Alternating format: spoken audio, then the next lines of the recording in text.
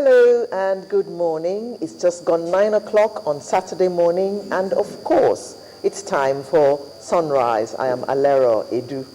My name is Kadi Akitami. It's great to be here this morning. We're broadcasting live from the Federal Capital Territory this morning, and the first Saturday of In November, yes. Yes. And that means the Ember month is on the run very quickly, as they say in Nigeria, and Christmas is just around the corner. We've only got 8 weeks left for this year. Yes, and actually I walked into one of the shops in Lagos. I don't want to name now. You know, the big one. You don't name names? Yes. Mm-hmm. And the moment I stepped in, I saw Christmas You felt tree, Christmas. and I thought, it's not here yet. Well, it is on the way. It is actually. It's Advent already. So we're preparing for Christmas already. Yes, it is, which is quite interesting. Christmas buntings, Christmas trees, they're all out. You know, all those Yes. Christmassy things that you Yes. think about. Go back to when you were a child. And this is the part of the year that you just wait for. You anticipate, oh, when is Christmas going to come? Yes. All those gifts under the tree, the Christmas tree and all that. I can just imagine how children feel right now. Yes, well, it's not in the air yet. I guess when you start seeing Christmas decoration on the streets, And then you start get hearing that Christmas feeling. carols on radio. Yes, and you walk into a shop and what you get is Christmas carol rather than the usual hip-hop hooray kind of music. So you then feel that, yes, it is actually happening. Christmas is just right here, right now. Right. But, Right. I guess we're on the verge of it. What happened during the course of this week? Well, the one that upset me the most was the big story about the baby factory. Wow. Somewhere on the other side of the Niger. You know, I mean, that really upset me. People are actually, should I say, manufacturing, in quotes, pick up young girls and take their babies from them and sell the babies. Actually, that one is one of those moments that I will describe as really heartbreaking, because you get to watch this thing happening and you then wonder that how did we arrive at situations such as this? Yes. How did we get to this point in this country where you will have baby factory and people choose to take young girls? These are not even adults. They are in their teens, 15, 16-year-old. And what the most painful, the most traumatic part of it is you then wonder, how much are they being paid to do something of this nature? 50,000 naira to spend 9 months of their lives to do what? And to manufacture babies. Which they may not even survive to spend. I mean, anybody who's had a baby before will know just how traumatic having a baby is, and will not accept 50,000. I wouldn't accept 5 million to have a baby.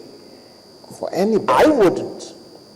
Because, I mean, pregnancy, 9 months of something foreign growing inside you, causing you all kinds of discomfort. Today you have morning sickness, tomorrow you have this, tomorrow, the day after, there's one thing or the other for most women, not to mention the part about having the baby itself, going through labor. I mean, it's not something you can be paid for. Yes. It's not. And at the end These of the kids day, are ignorant. They don't know. They don't know any better. They don't understand what they're letting themselves in for. And at the end of the day, the most disturbing part of it is we don't understand why they're doing it. Because I don't think it's the money. I find it difficult to believe somebody is so desperate to get 50,000 naira and they will spend 9 months in some places in virtually solitary confinement in an environment like that, that is sterile, that is got nothing to offer. That is not sterile, you mean? Okay, well, in fact, not sterile, yes, in a clinical sense, is not sterile. Yes, one lady actually said that she went there because she wanted a baby, and by the time she was through, she had paid 900,000 naira. Yes. I mean, what is going on? And the other question, Alera, is where do they find the men that go into that environment and get them pregnant? And get them pregnant. I'm sure they're paid as well.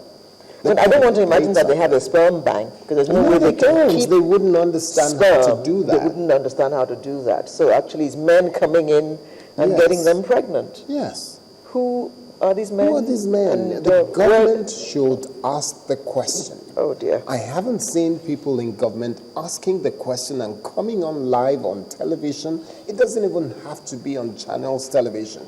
I would expect Any medium. any medium, Even if people it in is, government should be yeah. asking the question. They should be raising the issue. It beggars belief that we have a country where government does not seem to be speaking, and this government has got to speak up on things like this. This is in the midst of that. During the course of the week as well, I was watching Senator David Mark, the Senate President, talking about the police officer who had raped a 2-year-old child. A 2-year-old child. Till today, I have not read anywhere that the Inspector General of Police has said anything about it, or that the Inspector General of Police has said this is not one of us, and he is not allowed to remain within this establishment. He's been placed on suspension, or he has been summarily dismissed and will be investigated by the police. Nothing. And Kayode, these are the things Nothing. that make Nigerians take the law into their own hands. Absolutely. If anyone touched my 2-year-old and was walking, I would do something to him personally. Absolutely. Remember that story about Lorena Bobbitt? Yeah. I would Lorena Bobbitt that man, that policeman. That man, whether he's a policeman or whatever. I mean, a 2-year-old, a baby. Baby. Why? What I mean, there are people pleasure walking can around you who have possibly psychological derive? problems. You have to be sick Yes. to do that to a 2-year-old. And he's walking? It's just the kind of thing that I used to think will never happen in Nigeria.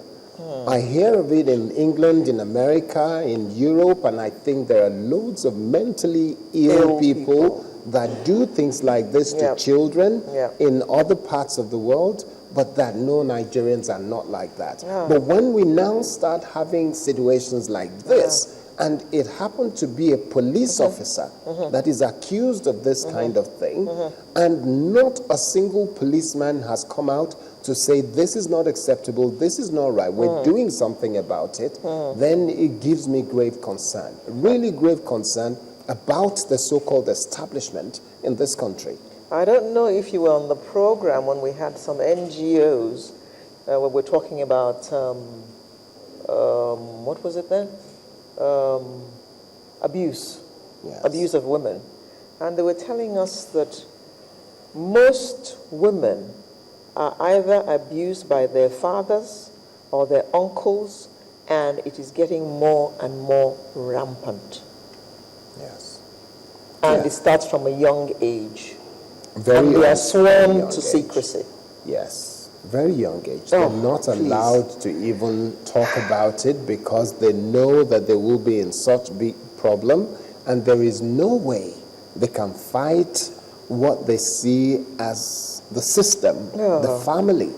If you have a family where this happens, and within that family, they don't think it is important for them to speak out and to say it is not acceptable. As a father, you cannot abuse your child. It is not acceptable. As a mother, I will not sit here and still say, I love you, man, and When you are watch you. fiddling with my daughter, our daughter. No, that's not acceptable. I don't know how much such women are making from their husband or how much makes them- insecurity. That makes them accept it Accept and it. keep quiet. It's just something that I can't understand. I know in other climes sad. it will not be allowed to go on because community will speak, people will mention, teachers will go to social services will investigate it, that parent will be in trouble, if the mother is found to be an ally of that man and allowed it to happen, he will be complicit as well. Remember All of what these things will happened be to the Austrian investigated. man, Frizzle, Yes. who locked his daughter up for 20 years and sexually abused her, and she even has a child by him? He's still in jail.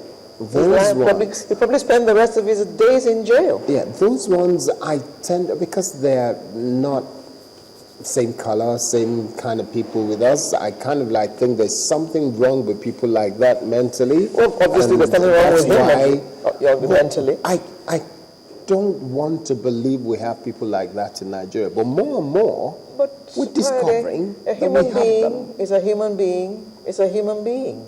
True. The color of his skin doesn't matter. Yeah.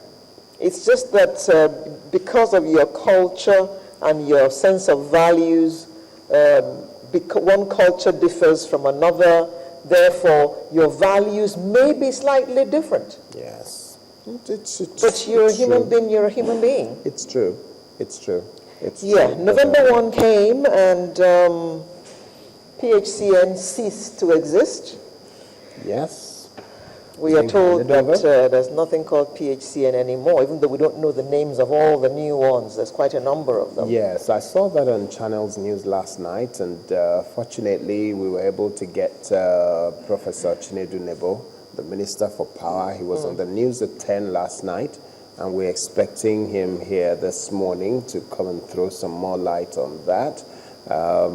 PHCN, in fact, a lot of Nigerians still find it difficult to call it PHCN because we still call it NEPA. And they're telling us now that there's even no PHCN. So I'm sure we will still continue to call it NEPA. We will still continue to call it NEPA until these companies come out, and I hope we'll be able to get one of them on the program this morning to come in and talk about, yes, what has been handed over to them. What are they managing? What are they going to be generating over the next 6 to 12 months? What are we expecting? Going to be distributing? Yeah. So those are the questions. There's a lot of questions that must be answered. But recall that during the week, no business was transacted in NEPA offices, PHCN offices, because I'm told that there was heavy presence of military people, and the offices were shut because I use a prepaid meter, and my staff had to go to PHCN to go and reload my card, because as soon as I put it, I load it so that I don't forget. And he went almost every day this week and said, sorry, they seem to be on strike. The doors are all shut. We were not allowed in. We saw soldiers everywhere, and that was that. That's another thing that I would like to ask the Honorable Minister when he comes in this morning. Now that PHCN is defunct, or is it defunct? Is it gone? And who are we going to be dealing with directly now for our electricity? Are we still going to go to PHCN to reload or recharge our cards? Yes, or I suppose. What's going to be the process? Even though that card will bear PHCN, but we know it's not PHCN anymore. But at least I hope it'll continue to work. Yes. Those are issues, and I'm sure Nigerians are waiting for us to be able to raise the questions and get the answers throughout the course of this morning on the program. Yes. And just before we go to the menu, I want to hear your take about